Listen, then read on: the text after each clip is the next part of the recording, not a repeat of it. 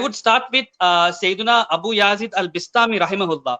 So they used to call him Sultan al-Arifin, Sayyiduna Abu Yazid al-Bistami. He is the 6th Grand Sheikh of the Naqshbandi Tariqah, just after Imamuna Jafar Sadiq rahimahullah, who is the Sheikh of all the 41 Tariqahs from Naqshbandi and from Qadri. So one particular day, Imamuna Abu Yazid al-Bistami told his followers, I prayed today Jummah at 12,000 places. And people did not, people said, no, it's impossible. And Imamuna Abu Yazid Bistami said, go and ask this mosque, go into that mosque, go and ask. And they actually went there and they came back to him and they confirmed, yes, we believe you that you have prayed Jummah in 12,000 places. And they said, and he said, I actually prayed in 24,000 places. I thought it's too much. That's what I said, 12,000. I honestly prayed today in 24,000 places. The karamats of awliyas are, it's not striking to our heads. It's enormous. Hafiz Ehsan, how is this possible in light of Quran and Hadith? Over to you. Yes. Before I answer this question, I would like to mention this as well. When you spoke about the incident of Hazrat Musa alayhi salam and Hazrat Khizr alayhi salam mentioned by Nabi Kareem sallallahu ta'ala alayhi wasallam.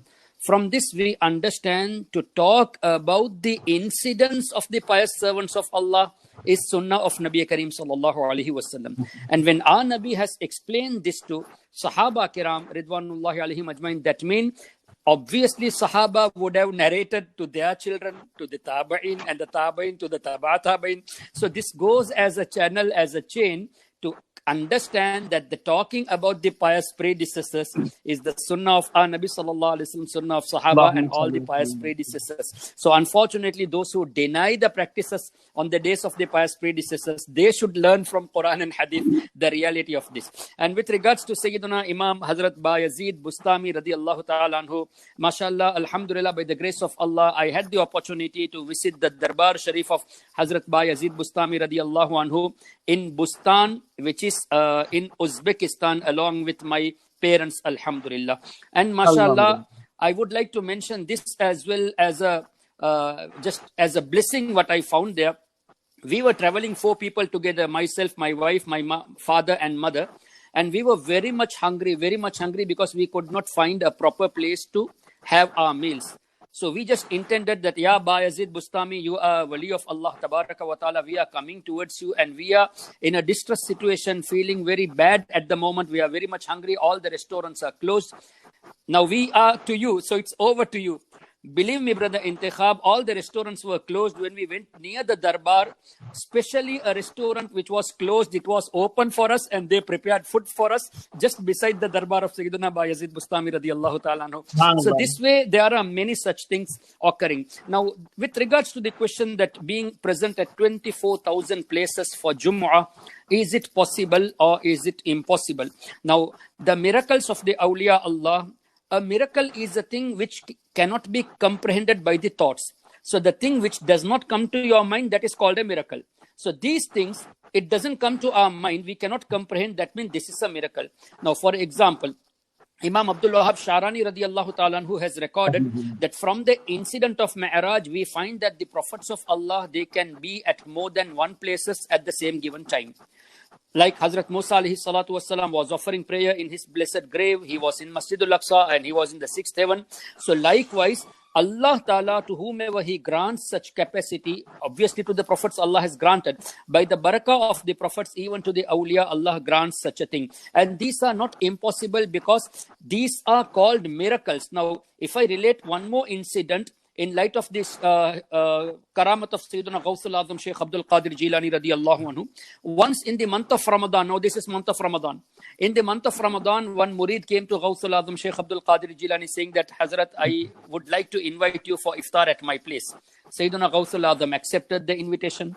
After some time, another person came, Ya Ghawthul Azam, Ya Imam of Waqt, we invite you at our place. Please honor us. He accepted that also. Likewise, 70 people came and invited Sayyidina Ghawthul Azam. He accepted the invitation from all those 70 people. Now, after the iftar, maybe the night or the next day, people were boasting, saying that, oh, last night Ghawthul Azam came to our place. How fortunate are we? The other person said, no, what are you talking? He was at my place.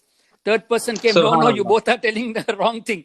Sayyidina Ghawthul Azam came to our place for iftar. So all these were, there were people gathered and everyone was talking to each other. And finally, all those 70 people confirmed that no, Sayyidina Ghawthul Azam was at our place for iftar. So now how to decide?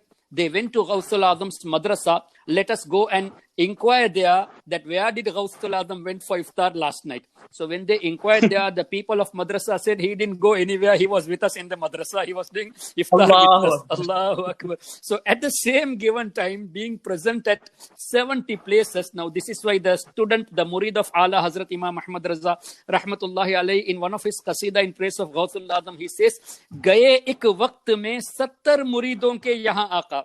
At the same given time, he went to 70 places of his murids. In 70, he went to 70 places of his murids. Gaye ek waqt mein 70 muridon ke yahan aaqa.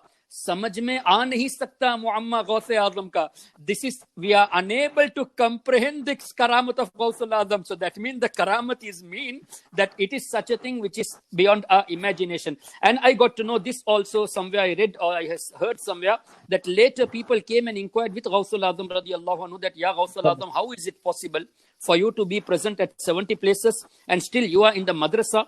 Then there was a tree in front of him. Sayyidina Sarkar Ghawthul Azam said, look at that tree. And everyone witnessed that on every leaf of the tree, the blessed face of Ghawthul Azam was apparent. So this way they show the karamat which are beyond our imagination. So if such a thing has been occurred from Sayyidina Bayazid Bustami, who is, as you said, 6th Sheikh of Naqshbandi Silsila, and I think beyond him Sayyidina Abul Hasan Kharqani radiyallahu ta'ala anhu, who was after Sayyidina Imam Jafar as-Sadiq radiyallahu anhu. So these are such pious servants of Allah, such great awliya, through whom Allah has guided billions of people. There are billions of followers following these mashayikh. Then just imagine the one who has been mean for the guidance of billions of people, how much Allah Ta'ala would have granted them the powers, the miracles. This is beyond our imagination. Alhamdulillah.